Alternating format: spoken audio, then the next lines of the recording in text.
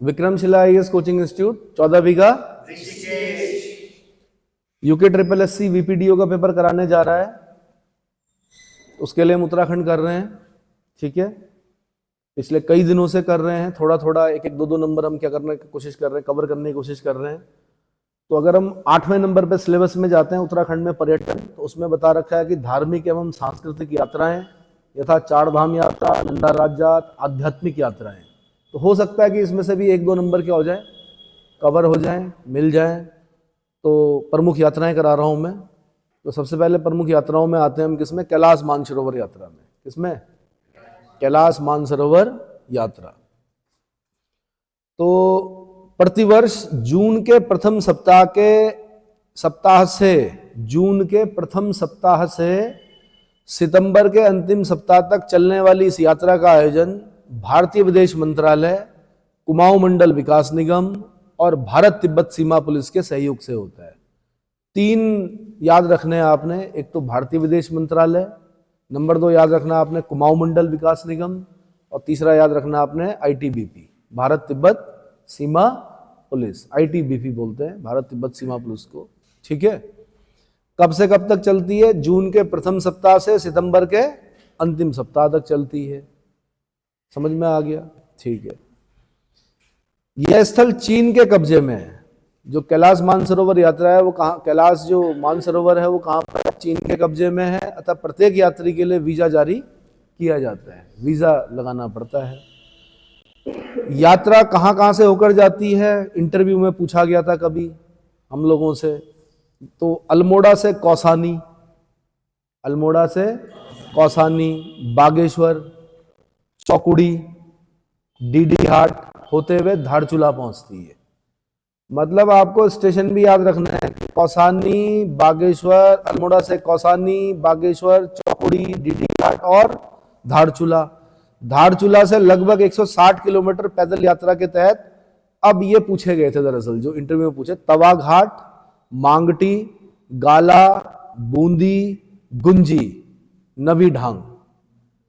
नवी ढांग में ये क्वेश्चन बन चुका है पहले कि भारत का अंतिम शिखर स्थल कौन सा है? तो आंसर नवी ढांग।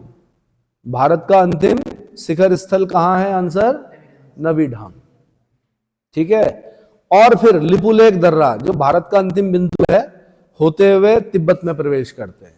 लिपुलेख दर्रे से, जो कि भारत का अंतिम बिंदु है, होते हुए तिब्बत में प्रवेश करते हैं। आगे मानसरोवर तक के लिए बस व पैदल दोनों साधन की व्यवस्था है। देखिए, मानसरोवर यात्रा तो आपने एक चीज और पढ़ी होगी, जब भारत का मैप करा रहा था मैं, तो सिक्किम में नाथुला और जलेपला दर्रा पढ़े थे आपने। नाथुला दर्रा और जलेपला दर्रा कहाँ हैं? सिक्किम में। तो अब नाथुला भी खोल दिया गया है, किस चीज के लिए? मानसरोवर यात्रा के लिए। और क्यों ना खोले चाइना, भाई कमाई होती है। हम लोग जो यात्री लोग जाते हैं वहां पर, उससे क्या होता है? चाइना को कमाई होती है। तो अब कुछ लोग जो है वो नाथुला होते हुए जाते हैं सिक्किम से। इतना समझ में आ गया? तो आपने क्या याद करना है? तवाघाट, मांगटी, गाला, बूंदी, गुंजी, नवी ढांग। तो नवी ढांग से क्वेश्चन बना कि भारत का अंतिम शिखर स्थल कौन सा है? नवी ढांग। और गया तो मैं नहीं, लेकिन गुंजी तक मेरे ख्याल से क्या है, गुंजी तक क्या है, ठीक ठाक बाजार टाइप जो होता है ना, हल्का फुल्का छोटे बाजार। मतलब उत्तराखंड में तो समझते हैं कि अगर 10-20 दुकानें हैं, 30 दुकानें हैं, तो ये माना जाता है कि बाजार है अच्छा। ठीक है, चलो जी। इस यात्रा में एक व्यक्ति की यात्रा समयावधि लगभग 40 दिन की होती है। कितने दिन की? 40 दिन की। यात्रा के इच्छुक आवेदकों को दिल्ली में तमाम जांच से गुजरना पड़ता है। कैलाश शिखर की बनावट शिवलिंग की तरह है। किसकी तरह? इस पर बड़ा शोध चल रहा है, इस पर आज तक कोई नहीं चढ़ पाया कैलाश पर। बताया जाता भगवान शिव का निवास कहाँ है? कैलाश में है। ठीक है। और वहां पर कुछ लोग जो गए भी, तो उन्हें अजीब सी अनुभूतियां हुई वहां पर, वो लोग नहीं जा पाए। ठीक है। कुछ लोगों का मानना है कि ये एलियंस द्वारा बनाया गया पिरामिड है। क्या अलग अलग धारणाएं होती हैं, मैं आपको मतलब क्या वो बता रहा हूं कि जो लोग बोलते हैं। ठीक है। तो कुछ बोलते हैं मैग्नेटिक इफेक्ट देखे जाते हैं वहां पर, कुछ लोग अलग अलग चीजें बोलते हैं। चलो वहां पर नहीं जाना हमने। तो शिवलिंग की तरह है। पर्वत के पत्थर काले हैं। ये बड़ी अजीब सी बात है कि पर्वत के पत्थर कैसे हैं? काले हैं। यात्री मानसरोवर झील में स्नान करते हैं, उसके बाद शिवलिंगाकार कैलाश पर्वत के चारों ओर परिक्रमा करते हैं, जो कि लगभग 51 किलोमीटर की गोलाई में है। कितना? 51 किलोमीटर की गोलाई में है। ठीक, तो फॉरेस्ट रेंजर के लिए जब आप 25 किलोमीटर क्या करते हो, फॉरेस्ट रेंजर हो या चीफ कंजर्वेटर हो, तो उसके लिए 25 किलोमीटर जब आप क्या करते हो, चलते हो, तो आपकी समझ में आ जाता है यार 25 किलोमीटर चलना कैसे होता है। 4 घंटे का समय मिलता है, तो किया जा सकता है, कोई दिक्कत नहीं है। 51 किलोमीटर आपके अंदर अगर श्रद्धा है तो क्या 51 किलोमीटर कर सकते हो आप। ठीक है, मतलब 51 किलोमीटर आप कितने घंटे में, देखो 4 घंटे में 25 किलोमीटर दिया जाता है फॉरेस्ट रेंजर में। कितना? बालिकाओं के लिए 16 किलोमीटर है, बालकों के लिए 25 किलोमीटर जाना पड़ता है। तो अगर 4 घंटे में 25 कर सकते हैं तो 8 घंटे में, 8 नहीं होगा तो 10 घंटे में 51 किलोमीटर। अब ये अलग बात है कि ये पर्वतीय क्षेत्र है, ऑक्सीजन की कमी है, तो आपको हो सकता है कि 1-2 दिन 3 दिन लगे, क्योंकि ऑक्सीजन की कमी में ज़्यादा चल नहीं पाता आदमी, है ना। और फिर क्या होता है, एल्टीट्यूड सिकनेस होती है। क्या होती है? Altitude sickness. चलिए, समुद्र से 22,028 फीट की ऊंचाई पर स्थित मानसरोवर झील की बाहरी परिक्रमा पथ जो है 62 किलोमीटर का है। कितना? 62 किलोमीटर है। यहाँ कोई मंदिर या मूर्ति नहीं है। यात्रियों को सरोवर के किनारे मिट्टी के शिवलिंग बनाकर पूजा करनी होती है। कैलाश से मानसरोवर झील की दूरी 32 किलोमीटर है। कितना? 32 किलोमीटर है। ठीक है जी। 1962 के युद्ध से पूर्व यह यात्रा बिना वीजा के होती थी। 62 में चीन की लड़ाई हुई, तो 62 की चीन की लड़ाई से पहले वीजा नहीं लेना पड़ता था, लेकिन 62 के बाद अब वीजा लगाना पड़ता है। उस समय तीर्थयात्री मुख्य रूप से धारचूला की व्यास घाटी से लिपुलेख दर्रे को पार करके मानसरोवर पहुंचते थे। कहां पहुंचते थे? बहुत साल पहले इंटरनेट पे खोजना आप, मालपा लैंडस्लाइड हुआ था एक बार यात्रियों के ऊपर। क्या हुआ था? मानसरोवर यात्रा पर जा रहे थे, उसमें एक बहुत बड़े आपके फिल्म स्टार थे, कबीर वेदी। कौन थे? उनकी जो पत्नी थी, उनका नाम भूल रहा हूं मैं, नृत्यांगना थी बहुत बड़ी, देश की बड़ी नृत्यांगनाओं में नाम आता था, कबीर वेदी की वाइफ। ठीक है, वो उसमें दब के क्या हो गई थी, उनकी डेथ हो गई थी। बहुत सारे यात्री क्या हो गए थे, मालपा लैंडस्लाइड में डेथ हुई थी। तो थोड़ा सा निकाल दो कहीं पर, मालपा लैंडस्लाइड कब हुआ था, और ये मानसरोवर यात्रियों के ऊपर हुआ था। मालपा लैंडस्लाइड 1998 में हुआ था। कितनी तारीख को? 18 अगस्त को 1998 में, और 1998 में। और जो कबीर वेदी जी की वाइफ थी, नृत्यांगना थी बहुत बड़ी, क्या नाम था उनका? प्रतिमा वेदी। क्या नाम था? प्रतिमा वेदी। दबे तो बहुत सारे यात्री थे, लेकिन जो चर्चाओं में आई थी दूरदर्शन में, वो प्रतिमा वेदी के बारे में आया था। ठीक है, चलिए जी। अच्छा जी, तो उस समय तीर्थयात्री मुख्य रूप से धारचूला की व्यास घाटी से लिपुलेख दर्रा पार करके मानसरोवर पहुंचते थे। इसके अलावा पिथौरागढ़ जिले के मुंशियारी के जोहार घाटी, कहां से? पिथौरागढ़ के मुंशियारी के जोहार घाटी के किंगरी बिंगरी दर्रे और चमोली जिले के जोशीमठ के नीति घाटी दर्रे से भी कैलाश मानसरोवर जाते थे। देखो भाई, पहाड़ों में कई जगह से जा सकते हैं आप, दर्रे ढूंढने पड़ते हैं। दर्रे इसलिए कि कौन पहाड़ पे चढ़े और फिर कौन उतरे, तो इसलिए 2 पहाड़ों के बीच में जो दर्रा होता है वो ढूंढना पड़ता है। आप कहीं से भी निकल सकते हो। इवन आपको ये नहीं पता होगा कि अगर आप बूढ़ा केदार जाते हो तो बूढ़ा केदार से आप केदारनाथ भी निकल सकते हो। बूढ़ा केदार कहाँ पड़ गया आपका? टिहरी डिस्ट्रिक्ट में पड़ गया। कहाँ पड़ गया भाई? यहाँ से आप नरेंद्र नगर गए, चंबा गए, डैम पार किया आपने, घनसाली गए, फिर चमियाला गए, चमियाला से बूढ़ा केदार गए। तो जो बूढ़ा केदार से जो घोड़े वाले लोग हैं वो पैदल जाते हैं कहाँ? केदारनाथ। 1-2 दिन 3 दिन लगते होंगे उन्हें। ऐसे ही मैंने कहा केदारनाथ से आप गंगोत्री निकल सकते हो, ऊपर ही ऊपर। कहाँ निकल सकते हो? तो रास्ते हैं, बट कठिन है, हर किसी के बस का नहीं होता है, बिना गाइड के नहीं जा सकते हैं। ठीक है, सब कुछ लेके जाना पड़ता है साथ में, क्या खाना पीना, है ना। ठीक है, तो पहले लोग चलते थे ऐसे। एक थे पंडित नैन सिंह रावत, नाम सुना है आपने? दरअसल क्या था कि तिब्बत जाना मना था, फॉरबिडन सिटी बोलते थे। क्या बोलते थे? Forbidden city. ल्हासा किसको बोलते थे? तिब्बत की राजधानी थी ल्हासा। तो अंग्रेजों के समय की बात बता रहा हूं मैं, तो अंग्रेजों ने कहा यार नक्शा बनाना है तिब्बत तक का। अब तिब्बत के लोग आने नहीं देते थे, अपने यहां नहीं आने देते थे। अगर गए तो फिर समझ लो वापस नहीं आओगे आप वहां से। अब फिर तब एक व्यक्ति को ढूंढा गया, पंडित नैन सिंह रावत। किनको? अरे यार, रावत और साथ में पंडित, ऐसे कैसे? तो क्योंकि शिक्षक थे इसलिए बोलते हैं उनको पंडित नैन सिंह रावत। क्या बोलते हैं? रावत लोग के नाम के आगे पंडित नहीं लगाते हैं, बट पंडित नैन सिंह रावत जी के आगे क्या बोला था? पंडित। ज्ञानी थे ना। फिर वो उस जमाने में गए, तिब्बत तक की यात्रा की उन्होंने, और तब क्या किए? मैप बनाए उन्होंने। क्या किए? नक्शा बनाया। तब उन्होंने अंग्रेजों को बताया कि भाई तिब्बत तक का रास्ता क्या है, ये है। समझ में आया? तब उन्हें नैन सिंह रावत जी को एक सोने की चेन वाली घड़ी दी गई, मुरादाबाद में जागीर दी गई उस जमाने में अंग्रेजों के द्वारा, companion of the British Empire को कुछ अवार्ड दिया गया है ना। चलो, तो मैं ये बताना चाह रहा हूं कि किंगरी बिंगरी दर्रे से भी जाते थे भाई। पिथौरागढ़ जिले के मुंशियारी के जवाहर घाटी के किंगरी बिंगरी दर्रे से भी जाते थे। अगर चमोली वाले लोग हैं तो वो कहां से जाएंगे? चमोली से जोशीमठ और फिर नीति घाटी दर्रे से होते हुए जाते थे। ठीक है।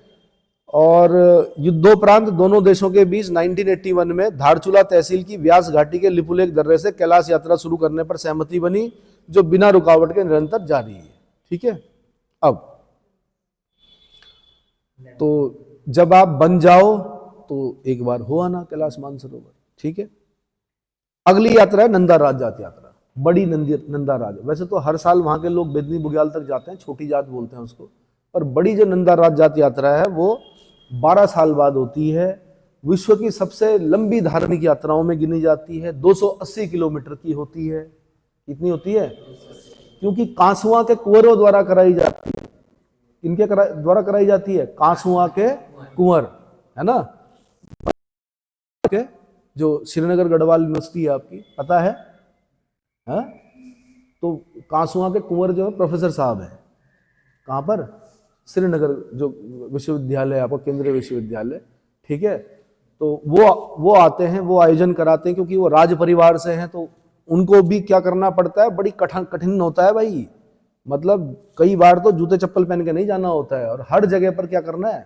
पूजा अर्चना होती है। ठीक है। तो कांसुआ के कुंवरों द्वारा कराई जाती है। कांसुआ जो गांव पड़ता है वो चमोली में पड़ता है। कहां पर पड़ता है? वैसे आप बोलते हैं नौटी से शुरू होती है। कहां से होती है? नौटी। तो नेगी जी का एक गाना सुन लीजिए। कौन सा? हाँ, जय भोला जय भगवती नंदा, नंदा ऊंचा कैलाश की, है ना। जय भोला जय भगवती नंदा। तो पूरा गाना सुनेंगे तो आप उसको पूरा वीडियो देखिए, काफी कुछ समझ में आ जाएगा आपके। ठीक है। अब उत्तराखंड की यात्रा गढ़वाल व कुमाऊं के सांस्कृतिक एकता का प्रतीक है। भाई इधर से गढ़वाल की नंदा जाती हैं, उधर से क्या होती हैं? कुमाऊं की नंदा आती है। नंदा प्रतिमा जो है वो आती हैं। छतोलियां लेके आते हैं लोग। क्या लेके आते हैं? छतोलियां लेके आते हैं। छतोलियां जो होती रिंगाल की बनी होती हैं, पूजनीय होती हैं, है ना। उसको हर कोई हाथ नहीं लगाता है। इवन जो छतोली लेके चलता है वो जूते नहीं पहनता है। पहले तो नंगे पैर जाते थे, अब थोड़ा बहुत मोजे पहन लेते हैं। किस चीज के? ऊन के मोजे होते हैं उनके। लेकिन क्या करना उन मोजों का? रास्ते में तो कई जगह पर पानी कीचड़ वो सब भीग भाग के बराबर हो जाता है। और छतोली के नीचे रहना पड़ता है। छतोली वाले को क्या करना पड़ता है? ये नहीं कि टेंट के अंदर जाके सो गए, छतोली के नीचे ही रहना है। समझ में आया? तो अलग अलग छतोलियां आती हैं। लाटा की नंदा आती है ना।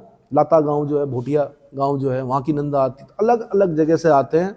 और मैंने आपसे क्वेश्चन पूछा कि उन्होंने जो क्वेश्चन बनाया, तो बड़ा अच्छा क्वेश्चन बनाया कि कुमाऊं की नंदा गढ़वाल की नंदा का मिलन कहां पे होता है?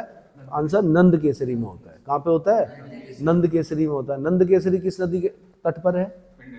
पिंडर के तट पर है। ये स्थानीय व्यक्ति हैं, ये बता रहे हैं कि पिंडर के तट पर है। जाते हुए हम लोगों ने भी देखा था। ठीक है, पूछा भी था, पर अब ध्यान नहीं, काफी साल हो गए हुए। तो पिंडर के किनारे नंद केसरी। इतना समझ में आ गया? दरअसल क्या है, ये किस चीज का प्रतीक है?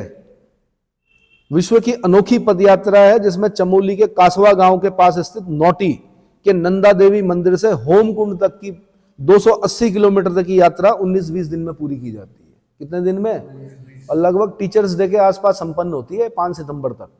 कब होती है संपन्न? 5 सितंबर तक। तो कहां से चलते हैं? अलग अलग गांव में ले जाया जाता है। नंदा का जो डोला है वो अलग अलग गांव में ले जाया जाता है। तो प्रत्येक गांव के लोग क्या करते हैं? बड़ी पूजा अर्चना होती है, इतनी भीड़ होती है कि क्या बताएं आपको। मतलब हिमालयी कुंभ बोला जाता है इसको। क्या बोलते हैं? हिमालयी कुंभ। ठीक है। ठीक है। इस यात्रा में कुमाऊं, गढ़वाल तथा देश के अन्य भागों के अलावा विदेशी लोग भी आते हैं। ठीक है। राजजात प्रत्येक 12 वर्ष चांदपुर गढ़ी के वंशज, चांदपुर गढ़ी के जो राजा थे उनके वंशज करवाते हैं, जो कि अब कांसुआ के क्या बोलते हैं? कुंवर। क्या बोले जाते हैं? आयोजित की जाती है। यही कारण है कि इस यात्रा को राज जात कहते हैं। क्या कहते हैं? राजा की जात। क्या?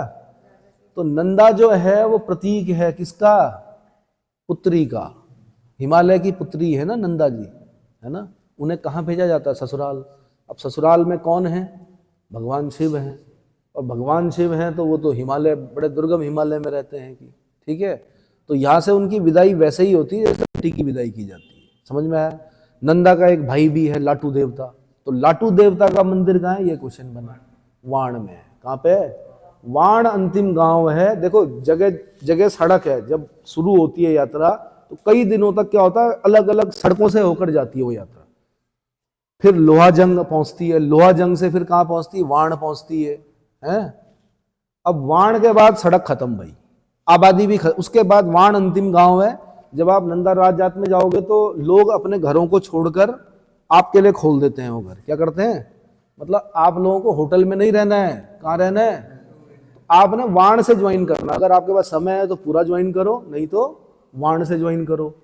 वाण में लोग अपने एक कमरे में रहते हैं, बाकी पूरा आपके लिए छोड़ देते हैं। आपने जाना है वहां पर, खाने पीने की सारी व्यवस्था कौन करते हैं? गांव वाले कराते हैं। सरकार के द्वारा भी होती है व्यवस्थाएं, ठीक है। उसके बाद कोई आबादी नहीं मिलेगी। अब चलना शुरू करते हैं। कई पड़ाव आते हैं तो मैं कोशिश करूंगा बताने की, ठीक है। पार्वती के विवाह कैलाशपति शंकर से हुआ था। पार्वती मंदराचल पर्वत की पुत्री थी। किनकी पुत्री थी?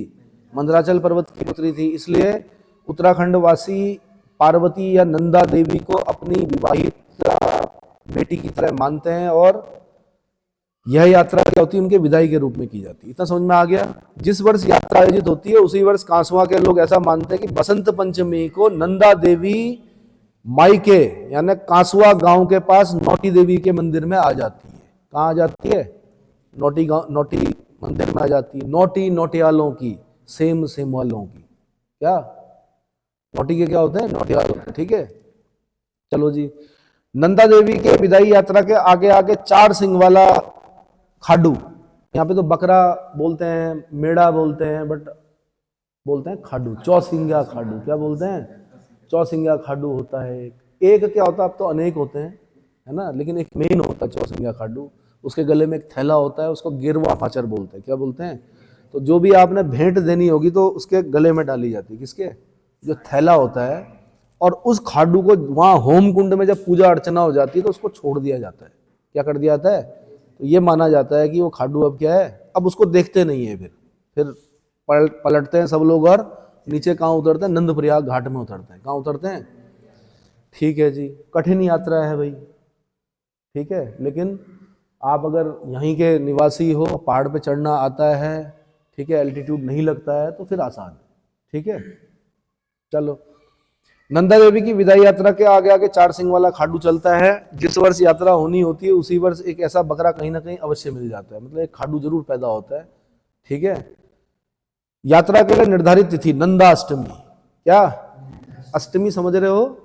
है अष्टमी, नवमी, दसवीं, एकादशी सुना होगा आपने, घर में माताजी व्रत लेती होंगी एकादशी का।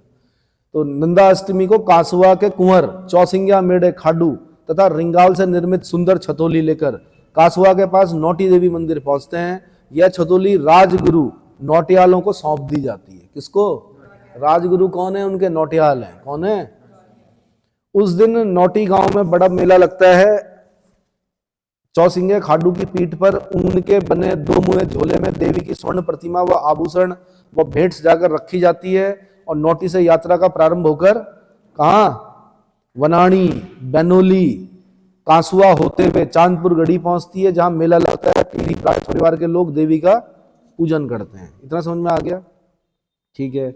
एक और नौटी से राज जात प्रारंभ होती है, दूसरी ओर राज्य के विभिन्न क्षेत्रों यथा कुरुड़, कुरुड़ की नंदा, कहाँ की नंदा? कुरुड़। लाता, कहाँ की? लाता, भोटिया लोग होते हैं, ठीक है। अल्मोड़ा, कोट, डंगोली आदि से स्थान स्थान पर राजजात यात्रा में शामिल हो जाते हैं। जिस गांव में यात्रा पहुंचती है वहां यात्रियों का स्वागत होता है। राजजात को नंदा देवी का जागर लगता है, रात को नंदा देवी का जागर लगता है। विदाई गीत, झोड़े, चांचरी ये सब गाए जाते हैं, ठीक है। चांदपुर के बाद तोप, भगवती, भगवती नंदा, जय भोला जय भगवती नंदा, है ना। मींग थराली होते हुए यात्रा नंद केसरी पहुंचती है, जो कि यात्रा का 10वां पड़ाव है। अब यहां से क्वेश्चन बन सकता है कि नंद केसरी कौन सा पड़ाव है? आंसर 10वां पड़ाव है। नंद केसरी में ही गढ़वाल की नंदा और कुमाऊं की नंदा क्या होती है? मिल जाती है। यहीं पर कुमाऊं के लोग अपने कुल देवी की डोलियों के साथ यात्रा में सम्मिलित होते हैं। यहाँ राज राजेश्वरी नंदा का मिलन बधान क्षेत्र की नंदा और भोजपत्र छतोलियों से होता है। ठीक है, राज राजेश्वरी नंदा का मिलन बधान क्षेत्र की नंदा और भोजपत्र छतोलियों से होता है। नंद केसरी के बाद देवाल मुंदौली होते हुए यात्रा 13वें दिन, अब 13वें दिन वाण पहुंचेगी। तो जो आप बेरोजगार लोग हो, आप वाण से ज्वाइन कर सकते हो, क्योंकि अब पैदल चलना है। कहाँ? ऊपर। समझ में आ गया? तो 13वें दिन, क्या बोला आपने? 13वें दिन अंतिम गांव वाण पहुंचती है। यहां नंदा देवी के भारवाहक लाटू देवता, भारवाहक कौन है? हाँ, लाटू देवता भी यात्रा में सम्मिलित हो जाते हैं। यहाँ लाटू देवता का एक मंदिर है। इतना समझ में आ गया? वाण पहुंचते पहुंचते देवताओं और छतोलियों की संख्या लगभग 300 हो जाती है। कितनी? 300 छतोलियां हो जाती हैं भाई। वाण के बाद गांव या बस्तियां नहीं है, इसलिए आगे के लिए भोजन आदि यात्रियों को स्वयं ढोकर ले जाना पड़ता है। ऐसा नहीं है। अब क्या होता है कि बेदनी बुग्याल में बड़े जो सेठ लोग हैं उत्तराखंड के, वो क्या करते हैं? लंगर लगाते हैं। क्या लगाते हैं? सरकार भी अपनी व्यवस्थाएं करती है, पर क्या होता है कि सरकार की व्यवस्थाओं से ज़्यादा जो पिछली बार हमने देखा, वो स्थानीय लोगों की व्यवस्थाएं क्या थी? ज़्यादा थी। जैसे बड़े अमीर लोग होते हैं ना, तो वो वहाँ बेदनी में क्या खाने पीने की व्यवस्था करते हैं, फ्री होता है। रहने के लिए थोड़ा दिक्कत होती है, टेंट वेंट लेके जाएं अपने तो बढ़िया है। वैसे तो शासन प्रशासन के क्या होते हैं? टेंट लगे होते हैं, बट क्या होता है कि भीड़ इतनी होती कि आपको जगह नहीं मिलेगी। ठीक है, इसलिए अपनी व्यवस्था लेके चले। अपना सूप, अपना क्या बोलते हैं उसको, स्टोव, गैस सिलेंडर नहीं चलता है वहाँ, स्टोव चलता है, केरोसिन ऑयल चलता है। ठीक है, अपना टेंट चलता है। स्लीपिंग बैग जरूर ले जाएं। क्या ले जाएं? Sleeping bag. ठीक है, चलो। अच्छा जी, इसके बाद यात्रा रण की धार होते हुए गैरोली पातल पहुंचकर रात्रि विश्राम करती है। आप चाहो तो एक ही दिन में बेदनी बुग्याल भी पहुंच सकते हो, एक दिन में पहुंच जाता आदमी। ठीक है, यात्रा रण की धार होते हुए कहाँ? गैरोली पातल पहुंचती है, रात्रि विश्राम करती है। दूसरे दिन बेदनी कुंड पहुंचती है। बेदनी बुग्याल है, वहां पे कुंड है, उसको बेदनी कुंड बोलते हैं। ठीक है, यहाँ नंदा का एक मंदिर है, नंदा देवी का। यहाँ ब्रह्म कमल से देवी की पूजा अर्चना की जाती है। यहाँ स्थित कुंड में लोग पितरों को तर्पण भी करते हैं। जिन लोगों के पितृ होते हैं वो पितरों का तर्पण करते हैं। इतना समझ में आ गया? बेदनी से लगभग 10 किलोमीटर दूर निराली धार है। क्या है? जहां पत्थरों का एक गोल घेरा सा बना हुआ है। इस स्थान को पातर नचोनिया कहा जाता है। इससे आगे महिलाओं का जाना वर्जित है। पर एसडीआरएफ और एनडीआरएफ, एसडीआरएफ की जो ऑफिसर्स होंगी महिलाएं, उनको जाना पड़ता है। विदेशी भी जा रहे हैं अब, है ना। पर मान्यता ये है कि इसके आगे महिलाएं नहीं जाएंगी, क्योंकि क्या हुआ था? राजा यश धवल और रानी बल्पा, है ना, तो रानी का संतान हो गई, शिशु हो गया, तो फिर कहा जाता है कि नाचने गाने वाली महिलाओं को यहाँ पर नचाया गया। बुलाया नहीं गया, साथ चलती है भाई राजाओं के साथ, नाचने गाने वाली महिला। नचाया गया तो देवी रुष्ट हो गई। जब आगे गए तो जो रूपकुंड है वहां पर ओले पड़े तो जितने भी जो सैनिक थे वो क्या हो गए?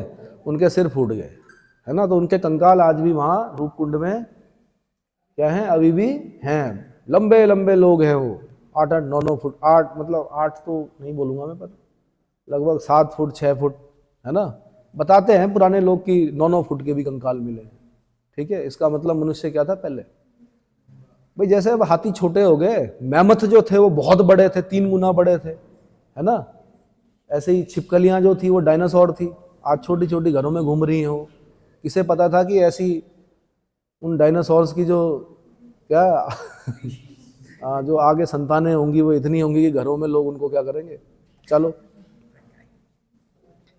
छोटे मोटे मिलते हैं ना डायनासोर की, तो है वो जो, चलो गो बोलते हैं, क्या बोलते हैं, डायनासोर जैसा ही तो है वो, उसका बहुत छोटा संस्करण है वो एक तरह से। ठीक है, चलो जी, निराली धार पहुंच गए आप, एक गोल घेरा भी मिल गया। पातर नचौनिया, महिलाओं का आगे जाना वर्जित। पातर नचौनिया के बाद कलुआ विनायक। ठीक है, भगवा वासा, भाई भगवा वासा का मतलब बाघ का वास, क्या? और अगर आप यहाँ पे आपको ब्रह्म कमल दिखेंगे भगवा वासा के आसपास, पत्थर ही पत्थर दिखेंगे, और भगवा वासा में क्या मिलेंगे? ब्रह्म कमल के दर्शन होंगे आपको, ठीक है। फिर पहुंचेगा कहाँ? चिड़ीनाग होते हुए यात्रा 5835 मीटर ऊंची रूपकुंड पहुंचती है। रूपकुंड, यहां पर भी फिर क्या है? ताल है, नरकंकालों की भूमि है ना। अच्छा, ये समझ में नहीं आया पहले लोगों ने सोचा पता नहीं क्या है, मोहम्मद बिन तुगलक का वो एक पूर्वांचल अभियान नहीं हुआ था, लोगों ने सोचा उसके सैनिक हैं। बाद में अंग्रेजों की बुद्धि जो होती है वो बड़ी तेज होती है, उन्होंने कहा ये महिलाएं क्या गा रही हैं, तो सारा इतिहास जो था वो किसमें था? महिलाओं के जो गाना गा रही थी, स्थानीय महिलाएं अपनी स्थानीय भाषा में जो गा रही थी, सारा इतिहास उसमें था, ठीक है। तब समझ में आया, अच्छा ऐसा ऐसा हुआ था। चलिए जी, तो रूपकुंड में भाई चिड़ीनाग होते हुए 5835 मीटर ऊंची चोटी रूपकुंड पर पहुंचती है, जहां सैकड़ों की संख्या में मानव कंकाल पड़े हुए हैं। फिर ज्योरा गली यानी यमराज की गली पार करनी पड़ती है, फिर शिला समुद्र पहुंचती है। शिला समुद्र है ना, जो कि 16वां पड़ाव है। शिला समुद्र कौन सा पड़ाव है? 16वां पड़ाव है। यहाँ वायुदाब कम और ठंडी हवाओं के बर्फीले शिखर टूटने का खतरा बना रहता है, ऐसा कुछ नहीं है, किताबों में लिखा हुआ है। कठिन मार्ग को पार करते हुए यात्रा अपने अंतिम पड़ाव होमकुंड पहुंचती है। हाँ, होमकुंड जाने से पहले थोड़ा कठिन पड़ता है। क्या पड़ता है? सबसे कठिन जो है वो ज्योरा गली है। क्या है? बस लगभग 4061 मीटर की ऊंचाई पर स्थित का यह स्थान त्रिशूली पर्वत की तलहटी पर है। किस पर्वत की तलहटी पर है होमकुंड? आंसर त्रिशूली। यहां से क्वेश्चन बनेगा, त्रिशूली पर्वत की तलहटी पर है होमकुंड। हेमकुंड नहीं बोल रहा हूं मैं, हेमकुंड 6 श्राइन है, चमोली में है। गोविंद घाट से ऊपर जाते हैं, कहां से होते हुए? कौन सा गांव बताया था मैंने? घांगरिया होते हुए जाते हैं, ठीक है, वो अलग है। ठीक है जी, यहाँ पर एक छोटा सा हवन कुंड बना हुआ है। इस स्थान पर पूजा पाठ करने के बाद 4 सिंह वाले खाडू की पीठ पर रखे खेरवा फाचर में लोगों द्वारा दी गई भेंट रख दी जाती है, और खाडू को छोड़कर यात्रा दूसरे मार्ग से वापस आ जाती है। लौटते समय कहाँ कहाँ से होते हुए आएंगे? सितौल, कनोल, चंदनिया घाट और नंदप्रयाग। चंदनिया घाट और नंदप्रयाग, ठीक है। और फिर नौटी पहुंच जाते हैं। नौटी पहुंचने पर नंदा श्रीयंत्र पूजा स्थल पर विशाल देवी भागवत पाठ का आयोजन होता है। इतना समझ में आ गया?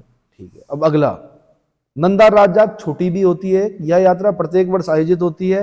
यह यात्रा कुरुड़ के मंदिर से शुरू होकर थराली, नंदकेसरी, देवाल, मुंदौली, वाण होते हुए बेदनी बुग्याल पहुंचती है, जहां नंदा सरोवर के तट पर नंदा देवी की पूजा की जाती है, और यहीं पर यात्रा समाप्त हो जाती है। बेदनी से आगे नहीं जाते हैं। समझ में आ गया? और बेदनी बुग्याल में वेदों की रचना हुई। ऐसा क्वेश्चन बना कि वेदों की रचना कहाँ हुई? आंसर बेदनी बुग्याल में। और वहां से क्या दिखता है? नंदा घूंघटी दिखती है। क्या दिखती है? नंदा घूंघटी दिखती है, जहां से नंदाकनी निकलती है। क्या निकलती है? नंदाकनी। और नंदाकनी का जल देवताओं पर नहीं चढ़ाया जाता। समझ में आ गया? ठीक है। एक और है हिल यात्रा, बड़ी इंपॉर्टेंट है भाई। पिथौरागढ़ सोर घाटी, सोरो घाटी, पिथौरागढ़ की सोरो घाटी का हिल यात्रा उत्सव मुख्यतः कृषकों और पशुपालकों का उत्सव है, जो कि नेपाल की देन माना जाता है। अब क्वेश्चन बना, नेपाल की देन माना जाता है, आंसर हिल यात्रा। कहाँ? पिथौरागढ़। समझ में आ गया? सोरो घाटी। कौन सी घाटी? सोरो घाटी। हिल यात्रा, हिल और यात्रा 2 शब्दों से मिलकर बना है। हिल का अर्थ है सीमार वाली, है ना, दलदली। सीमार वाली मतलब दलदली जगह, और यात्रा का मतलब है खेल या यात्रा, अर्थात दलदली जगह पर किया जाने वाला खेल ही हिल यात्रा है। क्या है? हिल यात्रा वर्षा में भी आयोजित किया जाता है, जब खेतों में पानी भर जाता है और धान की रुपाई हो चुकी होती है। ठीक है। आजकल लोग एक नया कंसेप्ट लेके आ गए, मड थेरेपी की। क्या? कि जी इस पे स्किन डिजीज हो रही है, इस पे ये हो रहा है। तो होनी नहीं है। 50 बार नहा रहे हो, 10 बार हाथ धो रहे हो साबुन से, और पता नहीं किस किस केमिकल से। पुराने जो समय में जो रोपणी लगती थी वो एक तरह से मड थेरेपी थी। क्या थी? कई दिनों तक लगती थी रोपणी। ऐसा तो था नहीं कि अपने ही खेत की रोपणी करनी है। गांव में बड़ा सहयोग था, सबके करने पड़ते थे मिलजुल के। तो कई दिनों तक क्या चलती? रोपणी। तो महिलाएं करती थी अधिकतर उत्तराखंड में, तो आपको पता ही है। पुरुष भी करते होंगे, बट महिलाओं पर ज्यादा क्या था। तो देखो ना, एक तो स्पाइन का प्रॉब्लम क्या खत्म। स्पाइन समझते हो? स्पाइनल कॉर्ड झुक के करनी होती ना रोपणी। दूसरा मड थेरेपी, तो क्यों होगा ऐसे लोगों को बीमारी? तभी तो वो लोग 100-100 साल जिए। कितने? अपना उगाया, अपना खाया, और वो सब कार्य किए जो कि प्राकृतिक थे। क्या थे? प्राकृतिक थे, है ना। अपना खाया, मंडवा कोदा, है ना। अब खाओ आप पिज्जा। चलो तो देखते हैं। तो भाई मेरी बात का बुरा ना माना करें, शिक्षक ऐसे ही होते हैं, ठीक है। चाहकर भी मैं अपने को बदल नहीं सकता। अच्छा जी, जब खेतों में पानी भर जाता है तो धान की रुपाई हो चुकी होती है। धान की रुपाई हो चुकी होती है। यह उत्तराखंड की विशिष्ट नाट्य शैली है, जिसमें विभिन्न पात्र लकड़ी के बड़े बड़े मुखौटे पहनकर अभिनय करते हैं। इसमें घुड़सवार, सैनिक, झाड़ू वाला, मछेरा, दही वाला, हलिया, बैलों की जोड़ी, धान रुपाई करती हुई पुतारियां, ठीक है, हिरन, चित्तल, नेपाली राजा, कुत्ता, भालू, नाई, भजन मंडली, लछिया, भूत आदि पात्र होते हैं। इसका आयोजन पिथौरागढ़, खासकर ध्यान देना है, पिथौरागढ़ के कुमौड़, बजेटी, भूरबुड़ी, मेलदा, खतीगांव, बालाकोट, सिल, चमू, अगन्या आदि गांवों में किया जाता है। इतना समझ में आ गया? ठीक है। अगली है भाई खतलिंग रुद्रा देवी यात्रा। कौन सी? खतलिंग रुद्रा देवी यात्रा। उत्तरांचल का पांचवा धाम यात्रा किसे कहा जाता है? आंसर खतलिंग रुद्रा देवी यात्रा। उत्तरांचल का पांचवा धाम यात्रा किसे कहा जाता है? आंसर खतलिंग रुद्रा देवी यात्रा। टिहरी जनपद के सीमांत उच्च हिमालयी क्षेत्र में हर वर्ष सितंबर माह में होती है। कहाँ होती है?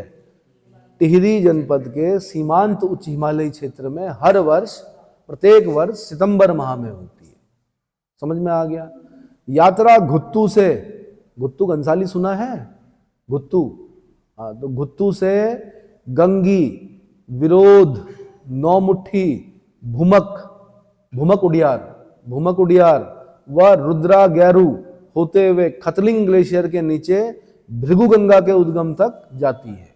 कहां तक जाती है? भृगुगंगा के उद्गम तक जाती है। भृगु नाम सुना है? ऋषि भृगु का नाम सुना है आपने? कौन थे भृगु ऋषि? हाँ जी, कौन थे भृगु ऋषि? होमवर्क। चलो आगे बढ़ता हूं तब तक मैं। यहां गंगी के बाद ढोल दमाऊ आदि वाद्य यंत्र ले जाना वर्जित है। गंगी के बाद क्या नहीं ले जा सकते? ढोल दमाऊ वाद्य यंत्र नहीं ले जा सकते। इतना समझ में आ गया? फिर है भाई देवोरा यात्रा। देवोरा यात्रा पिथौरागढ़ के कुछ भागों में मनाई जाने वाली इस देव यात्रा में ग्रामवासी साल डेढ़ साल तक विभिन्न मंदिरों, तीर्थों, गांव में रात बिताते हुए अपनी यात्रा पूरी करते हैं।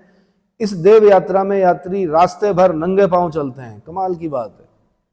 अरे भाई पहले ऐसे ही चलते थे, मैं ये नहीं कह रहा हूं कि आप भी चलो, बट पहले नंगे पांव चलते थे तो एक थेरेपी मानी जाती है। आज लोगों को बड़ी प्रॉब्लम हो रही है तो बजरी पर चलते हैं। वो किस पर? है ना, एक्यूप्रेशर, एक्यूपंचर पार्क बन रहे हैं आजकल। कौन से? एक्यूप्रेशर पार्क, है ना। पुराने लोगों को जरूरत नहीं पड़ती थी। उनके पैर के नीचे वाला जो पार्ट है ना, वही इतना मजबूत होता था कि क्या, कि ब्रांडेड जूते का सोल भी उसके सामने क्या फेल हो जाए। क्या हो जाए? जो ब्रांडेड जूते हैं उनके सोल भी क्या हो जाए? फेल हो जाए। कांटे ही नहीं चुभते थे उन पे, ऐसे बना दिए थे उन लोगों ने अपने पाँव। चलो रास्ते पर नंगे पाँव चलते हैं। मार्ग में ध्यान समझते हैं। जो ब्याई गई बालिका होती है, बेटी होती है, उसको क्या बोलते हैं? ध्यान बोलते हैं। यानी उनको देना होता है, आपको दान दक्षिणा जो भी, जब भी वो मायके आएंगी तो बोलते हैं ध्यानी है, इनको देना जरूरी है। हाँ यार, लड़कों के लिए कुछ नहीं है, आप लोगों के लिए है। चलो, अपनी सामर्थ्य अनुसार देव यात्रियों को भातु देती हैं। क्या देती हैं? इसमें इस यात्रा में कौन दे रही हैं? ध्यानियां जो हैं वो दे रही हैं भातु। किनको? यात्रियों को। जबकि ध्यानियों से लेना परंपरा नहीं है, मना है, ठीक है। लेकिन इस यात्रा में, देवोरा यात्रा में, ध्यानी अपनी सामर्थ्य अनुसार देव यात्रियों को भातु देती हैं। समझ में आ गया? अगला है भाई पवाली कांठा केदार यात्रा। कौन सी? तो टिहरी गढ़वाल के पवाली कांठा से रुद्रप्रयाग के केदारनाथ तक की जाने वाली 29 किलोमीटर की यह पैदल यात्रा अगस्त सितंबर महीने में देवी देवताओं की डोली के साथ की जाती है। कब की जाती है? अगस्त सितंबर में। कहां से कहां तक? टिहरी में पवाली कांठा है, बुग्याल, बड़ा सुंदर बुग्याल, पवाली कांठा, ठीक है। यहां से रुद्रप्रयाग के केदारनाथ तक। देखो ना, ये रोड वोड की जरूरत नहीं होती है यहाँ के स्थानीय लोगों को, वहीं से वहीं निकल जाते हैं वो लोग। ठीक है, तो भाई अगस्त सितंबर महीने में देवी देवताओं की डोली के साथ की जाती है। माट्या बुग्याल, पवाली काठा बुग्याल से त्रिजुगी नारायण होते हुए यह यात्रा केदारनाथ धाम पहुंचती है। त्रिजुगी नारायण समझते हैं, 3 युगों से अग्नि जल रही है उस मंदिर में, शिव पार्वती का विवाह हुआ था। आज भी लोग वहां उस कुंड में लकड़ी डालते हैं। क्या डालते हैं? वहां पे कभी भी अग्नि क्या नहीं होती है, बुझती नहीं है। ठीक है, तो आजकल वो जो है वो मैरिज वो बन चुका है, क्या बोलते हैं, बड़े बड़े लोग वहां पर क्या कर रहे हैं, विवाह करने जा रहे हैं कि जहां शिव पार्वती का विवाह हुआ था वहीं पर क्या विवाह करने जा रहे हैं। ठीक है, डेस्टिनेशन, मैरिज डेस्टिनेशन जिसे बोलते हैं। मोदी जी ने भी बोल दिया कि जितने भी लोग हैं देश के वो क्या करें, अब आने वाले समय में हो सकता है कि रोज आप शादियों में ही हो, है ना। चलो, क्योंकि मोदी जी कहते हैं कुछ तो वो तो होता है। सहस्त्रताल महासरताल यात्रा, कौन सी यात्रा? सहस्त्रताल महासरताल यात्रा। यह यात्रा टिहरी से शुरू होकर बूढ़ा केदार के महासरताल से गुत्तू से उत्तरकाशी के सहस्त्रताल समूह तक जाती है। भाई मैंने आपको बताया कि वहां पे बूढ़ा केदार तक मैंने जगह बता दी। उसके बाद कोट बिसन से होते हुए गांव पड़ता है कोट बिसन, उससे आगे जाते हुए फिर आप कहाँ जाओगे, मासरताल जाओगे। कहाँ जाओगे फिर? और मासरताल एक दिन में मतलब 1-2 दिन में हो जाती है मासरताल वाली यात्रा। वहाँ के लोग तो सुबह जाते हैं, शाम तक वापस आ जाते हैं। लेकिन अगर आपको अब सहस्त्रताल जाना है तो सहस्त्रताल के लिए आपको थोड़ा दिन चाहिए होंगे, 2-3 दिन। ठीक है, और गाइड भी चाहिए होगा, बिना गाइड के ना जाएं। ठीक है, तो देवी देवताओं की डोली व निशाण, यहाँ उत्तराखंड में क्या चलते हैं, निशाण चलते हैं। ध्वज, ध्वज को क्या बोलते हैं, निशाण। ठीक है, देवता का निशान होता है। के साथ यात्रा भाद्रपद, भादों बोलते हैं गढ़वाली में, भादों या भाद्रपद महीने में होती है। अपनी अपनी सुविधा अनुसार किसी भी गांव क्षेत्र में ये यात्राएं शुरू होती हैं। तो सहस्त्रताल मासरताल यात्रा ज्यादा दूर नहीं है, 4 घंटे का रास्ता है बूढ़ा केदार। कितना? ऋषिकेश से कार में बैठो और 4 घंटे में पहुंचो कहाँ, बूढ़ा केदार। और बूढ़ा केदार से फिर आगे थोड़ा कच्ची पक्की सड़क है, वहां जाते हुए आप जा सकते हो। कहाँ? मासरताल तो आराम से जा सकते हो आप। ठीक है, उसके बाद है वारुणी पंचकोशी यात्रा। कौन सी? वारुणी पंचकोशी यात्रा उत्तरकाशी में। पहले सबसे पहले यही याद करना, उत्तरकाशी में वरुणावत पर्वत सुना है आपने? ट्रीटमेंट हो रहा था जिसका, पहली बार सुना हमने भी किसी पहाड़ का ट्रीटमेंट होते हुए, पीएचडीसी ने किया। वरुणावत पर्वत उत्तरकाशी में सुना? नहीं सुना, चलो सुन लोगे। उत्तरकाशी में प्रतिवर्ष 1 दिवसीय पंचकोशी यात्रा का पौराणिक विधान है। चैत्र मास के कृष्ण पक्ष में, चैत्र जो हिंदू कैलेंडर है उसका पहला महीना कौन सा होता है? चैत्र। आईएएस का क्वेश्चन रहा है ये। हिंदू कैलेंडर जो है हमारा भारतीय कैलेंडर, उसमें पहला महीना क्या होता है? चैत्र। तो चैत्र माह के कृष्ण पक्ष की त्रयोदशी, त्रयोदशी मतलब 13वें दिन, त्रयोदशी मतलब 13वें दिन। 2 पक्ष होते हैं ना, जब चांद बड़ा होता है तो शुक्ल पक्ष, जब चांद छोटा हो रहा होता है तो कृष्ण पक्ष, है ना। तो त्रयोदशी तिथि को इसका प्रारंभ मणिकर्णिका और बेड़थी में वरुणा यानी श्यामल गाड एवं भागीरथी के संगम पर स्नान के उपरांत शुरू होता है। वरुणा यानी श्यामल गाड और भागीरथी के संगम पर स्नान के उपरांत शुरू होता है। यात्रीगण यहां से गंगा जल लेकर वरुणा के प्रवाह पथ से होते हुए वरुणावत पर्वत की ओर चलते हैं। कहाँ? वरुणावत पर्वत की ओर चलते हैं। यह यात्रा 15 किलोमीटर पैदल की है। कितने किलोमीटर की? यहां जाने का सौभाग्य नहीं मिला, लेकिन जब मिलेगा तो और अच्छे से बताऊंगा मैं इस बारे में। ठीक है, इतना समझ में आ गया? ठीक है, मैं कुछ आभूषण बता रहा हूं आपको या कुछ पारंपरिक परिधान बता देता हूं, कई बार क्वेश्चन बनता है। ठीक है, पहले आभूषण बता देता हूं भाई कि कौन सा आभूषण कहां पर धारण किया जाता है, कैसे फंसाया जाता है, मैं बता देता हूं आपको। एक जो मैं फंसा हूं अपने समय में, वो पवल्या में फंसा हूं। किसमें? कि पवल्या शरीर के किस अंग पर धारण किया जाता है। अब भाई पवल्या देखो, अब कई बार देखा था हमने, अपने माताजी लोगों को भी देखा था, बड़े बूढ़ों पे देखा था। बिछुआ को बोलते हैं। किसको बोलते हैं? उसको आम भाषा में बिछुआ बोलते हैं, उसी को पवल्या बोलते हैं। पैर की अंगुली में पहना जाता है, चांदी का बना होता है। किसका बना होता है? चांदी। ठीक है, कंडवा जो पहना जाता है वो पैर पर पहना जाता है, सुदमन बोलते हैं कंडवा को, क्या बोलते हैं? सुदमन। इमरती जो पहनी जाती है वो भी पैर पे पहनी जाती है। इमरती कहाँ पहनी जाती है? इमरती मिठाई भी होती है? किस चीज से बनी होती है? क्या अंतर होता है जलेबी इमरती में? जलेबी आपकी मैदे से बनती है, इमरती आपकी दाल पीस के बनती है। समझ में आया? पता ही नहीं होगा, खा रहे हैं बचपन से। चलो कोई दिक्कत नहीं, कोई दिक्कत नहीं, आ जाएगा समझ। दाल पीस के बनती है इमरती, ठीक है। अच्छा, शीश फूल, भाई शीश फूल, बंदी, सुहाग बिंदी, मांग टीका, ये सब माथे पर पहना जाता है। कहां पर पहना जाता है? मूर्खली जो होती है वो कान पर पहनी जाती है। पहले हम अपने बड़े जब छोटे थे तो बड़े बूढ़ों को बोलते थे कि ये कान लटक गए तुम्हारे, क्या पहने हुए तुमने। आज देख रहे हैं फिर दोबारा फैशन आ गया है ना, फिर दोबारा क्या आ गया? मूर्खले आ गए फिर दोबारा। तो मूर्खली कहाँ पहनी जाती है भाई? कान में पहनी जाती है।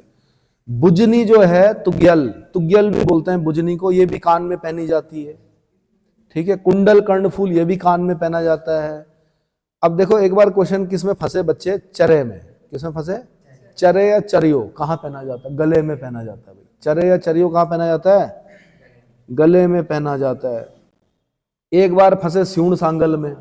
बचपन से देखा था हमने अपने बुजुर्गों को, पाखला पहनते हैं चमोलीगढ़ और रुद्रप्रयाग में। रुद्रप्रयाग में पाखला मतलब काले ऊन का होता है, बूढ़े लोग पहनते थे। तो यहाँ कंधे पर स्यूण सांगल, चांदी का एक बैच सा होता है, उसमें एक चिमटी होती है चांदी की, एक चांदी की सुई होती है, क्योंकि जंगलों में जाना होता था, कोई कांटा चुभ गया तो क्या उससे स्यूण सांगल बोलते थे उसको, शायद उसी को बोलते हैं। तो स्यूण सांगल कंधे पर पहना जाता है। कहाँ पर पहना जाता है? कंधे पर। समझ में आ गया? कमर जोड़ी तो नाम से ही पता चल रहा है कमर पर तगड़ी, भाई मैंने उत्तराखंड में पढ़ा, राजस्थान पीसीएस का पेपर देने गया, वहां क्वेश्चन बना तगड़ी कहाँ पहनी जाती है।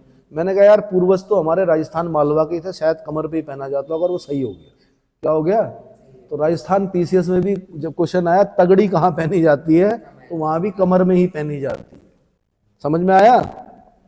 चलो, धगुला, खंडवे ये हाथ में पहने जाते हैं। जब जो बेटी होती है उसका जब शिशु होता है, खासकर बेटा बेटी जो भी है, वो पहली बार जब ननिहाल जाएंगे तो नाना जी या नानी जी का कर्तव्य होता है कि बच्चे को दो चीजें देनी है। क्या? एक होती है धगुली और एक होती है हंसुली। हंसुली होता है गले में, गले का हार होता है बच्चे का, उसको बोलते हैं हंसुली। चांदी का होता है, सोने का मैंने नहीं देखा, चांदी का देखा हुआ मैंने। ठीक है, हंसुली, और हाथों के लिए धगुली। यानी जब वो अपने दादा दादी के पास आएगा तो उसके गले में हंसुली होनी चाहिए, उसके हाथ में धगुली होनी चाहिए। परंपराएं थी पुरानी। क्या थी? परंपराएं। तो समझ में आ गया आपको? क्या धगुला समझ में आ गया? ठीक है जी। तो ये हाथ में पहने जाते हैं भाई, सोने चांदी के होते हैं। अमीर लोग सोने के देते होंगे, ठीक है। गरीब लोग, गरीब मतलब जो सामान्य, भाई सभी एक जैसे ही थे, कृषक थे सब, वो चांदी का देते थे। ठीक है। पौंछी जो पहनी जाती है वो कलाई में पहनी जाती है। पौंछी का रिवाज फिर आ गया भाई, पौंछी फिर दोबारा गहनों में शामिल हो गया है। अरे तुम बालक हो, तुम्हारी समझ में नहीं आएगा, बालिकाओं की समझ में आएगा, बालिकाओं की समझ में आएगा पौंछी। अच्छा, पौंछी कहाँ पहना जाता है? कलाई में पहना जाता है। तो समझ में आ गया? ठीक है। पौंटा कहाँ पहना जाता है? पैर में पहना जाता है। पौंटा, पौंटा कहाँ पहना जाएगा? पैर में पहना जाएगा, चांदी का होगा। ठीक है। एक सबसे, अगर आप मेरे से पूछें कि सबसे आकर्षक आभूषण कौन सा है महिलाओं का, आंसर गुलबंद। कौन सा? इसे सिर्फ विवाहित स्त्रियां पहन सकती हैं, गुलबंद, जो कि परंपरा में बीच में गायब हो गया था, लेकिन फिर दोबारा परंपरा में आ गया है ना। तो सबसे आकर्षक जो है वो क्या है? गुलबंद। गले पर पहना जाता है, विवाहित क्या महिलाएं ही पहन सकती हैं उसको। ठीक है। बाकी नथुली तो पता ही है आपको, है ना। टिहरी की नथ बड़ी फेमस है। मामा जी का कर्तव्य होता है क्या करना? भांजी की शादी में नथ देना। पहले बांट रखे थे भाई कंसेप्ट, क्या सबके भाड़ थे पहले कि मामा जी ने देनी है नथ। तो नथुली कहाँ? नाक पर पहनी जाती है। बुलाक जो है वो नाक पर, एक बार मैं पूरा नाक का बता देता हूँ। फूली नाक पर पहनते हैं, फूली जो अविवाहित बालिकाएं होती हैं वो पहनेंगी फूली। नथुली जो है वो नाक पर पहनी जाएगी। बुलाक जो है वो नाक के बीच में पहनी जाएगी, इधर पहनी जाती है भाई, इधर, ठीक है। इसका रिवाज भी फिर आ गया बुलाक का, छोटी हो गई बुलाक। पहले क्या होता था सुनो, जैसे जो हस्बैंड है उन्हें प्रॉफिट हो गया तो 1 तोला बढ़ा दिया, किसमें, बुलाक में। बढ़ाते बढ़ाते बढ़ाते बढ़ाते मतलब प्रॉफिट अगर हस्बैंड को होता रहा तो कई बार वो बुलाक इतनी बड़ी हो जाती थी कि नाक का पूरा क्या, समझ में आ रहा है आपको, प्रॉफिट होना भी बेकार था उस जमाने में। बुलाक नाक में, तिलहरी गले में पहना जाता है भाई, तिलहरी गले में, चंद्रहार गले में, हसुला गले में, गुलबंद गले में, चरे चरियो, चरे या चरियो भी कहाँ, गले में, स्यूण सांगल कंधे में, कमर जोड़ी कमर में, तगड़ी कमर में, धगुला हाथ में, पौछी कलई में, गोखले बाजू में, गोखले किसमें, बाजू में, ये चांदी के होते थे गोखले, ठीक है। ठुंठी, सॉरी गुंठी या ठवाक बोलते थे इसे, हाथ में सोने या चांदी का होता था ये, ठीक है। पोंटा जो पैर में, झांवर या झिंवर ये भी पैर में, अमरती तार पैर में, पैजमी बोलते थे, पैजवी, पाजेब या जेवरी ये पैर में, इमरती पैर में, पवल्या पैर की अंगूठी में, बिछुआ जिस पर ये फंसाया उन्होंने क्वेश्चन में, और कंडवा सुदमन भी बोलते हैं इसको, पैर में। इतना समझ में आ गया। कान में क्या पहनते थे, मुरखली, बुजनी, कुंडल या कर्णफूल और गोरख, गोरख भी कहां, कान में। इतना समझ में आ गया। तो ये इस प्रकार से क्वेश्चन बने हैं। एक और बता देता हूं मैं, परिधान में एक बार क्वेश्चन पूछा उन्होंने, जो कुमाऊनी बच्चों के परिधान में पूछा था कि झगुली क्या होती है, झगुली। आंसर, लंबी फ्रॉक जो बच्चे पहनते हैं उसको क्या बोलते हैं, झगुली बोलते हैं। और एक बार क्वेश्चन पूछा उन्होंने, कहां से पूछा, आंगड़ी पूछा, आंगड़ी, आंगड़ी किसका परिधान है, तो गढ़वाली स्त्रियों का परिधान क्या है, आंगड़ी, क्या है, आंगड़ी, ठीक है। एक बार पूछा पिछौड़ा, क्या पूछा, तो कुमाऊं में तो जब कोई भी क्या होगा, धार्मिक कार्य होगा, शादी विवाह कोई भी वो होगा तो पिछौड़ा पहनना आवश्यक होता है। एक चुन्नी सी होती है, किस कलर की होती है, ऑरेंज कलर की, उसमें हाँ पिछौड़ा, ये ध्यान में रखना आपने, ठीक है। वो परंपरा है, मतलब कुमाऊं में खासकर परंपरा है, ठीक है। और बस मेरे ख्याल से इतना काफी है।